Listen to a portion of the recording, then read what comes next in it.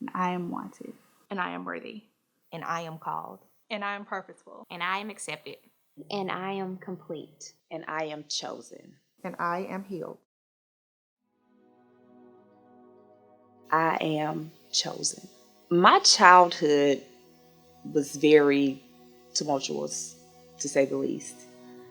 I grew up with both parents, but I grew up witnessing a lot of domestic violence between my parents. When I was about 6 years old, my mother and father split up. My mom got involved with another man. They moved really fast. He moved in with us, and the entire time they were dating, pretty much, he molested me. I was molested from about 7 years old, maybe till about 8. I told my mom about all that happened, and my mom picked up and moved again. Fast forward to when I was about 10 years old, I witnessed the murder of my little brother. He was 6 years old, killed by a gunshot wound. Between 7 and age 10 years old, I went through a whirlwind of things, and when my brother was murdered, things just kind of stopped. I witnessed his murder, and it's probably one of the worst things that I've been through in my entire life, and I believe it's the worst thing that I'll ever go through.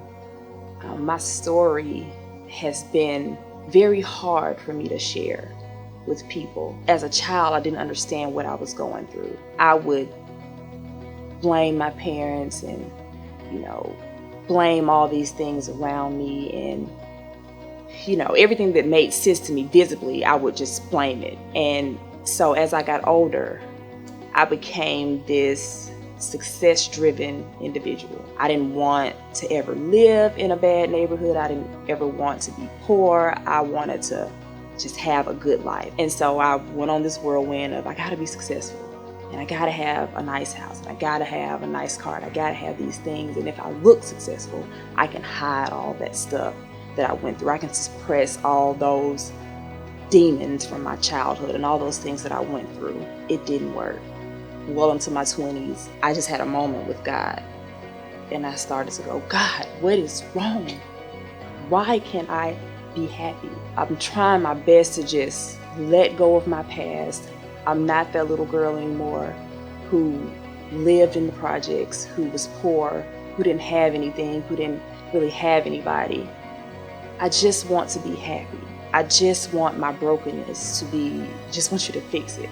I just kind of developed this shell, and I wouldn't talk to people, I wouldn't do anything, I didn't want to go anywhere, and I would just cry all the time. And many times I would cry, my grandmother would say, read Matthew 22, and she would always tell me, many are called, but few are chosen. And I never understood what that meant. I didn't realize what she meant until I had that breakdown. I broke down and I went to God and I said, God, what is it? I'm just still unhappy. I have all this stuff.